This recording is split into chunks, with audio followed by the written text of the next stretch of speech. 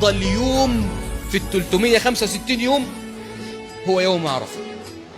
ده أفضل يوم في سنة كلها، أفضل يوم وخير يوم طلعت عليه الشمس. ده أفضل يوم عند ربنا. كده أنا عايزك تقطع العلائق بجميع الخلائق وتتصل بالخالق جل في علاه. يوم عرفة ده اوعى يفلت من إيدك. اتسحر كويس وصلي الفجر يا جماعة، وشوف أي مسجد بيقعد للشروق واقعد. اقفل يا عم تليفونك.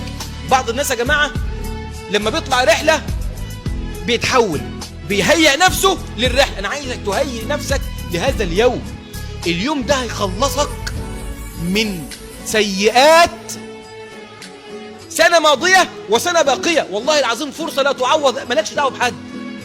أنا عايزك تحبس نفسك في أي حتة، أنت بس تقعد كده وتتذكر ذنوبك. وأنا دايما بقول لما تيجي تصلي صلاة أو تعمل أي عبادة أو تذكر الله أو تدعي ربنا إن ربنا يغفر لك، عايزك تفتكر حاجتين.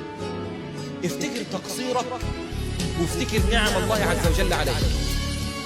والله يا جماعة الحاجتين دول يربوا أي إنسان، يخلي الدعاء يخرج من قلبك دعاء رايح على عرش عدل كده.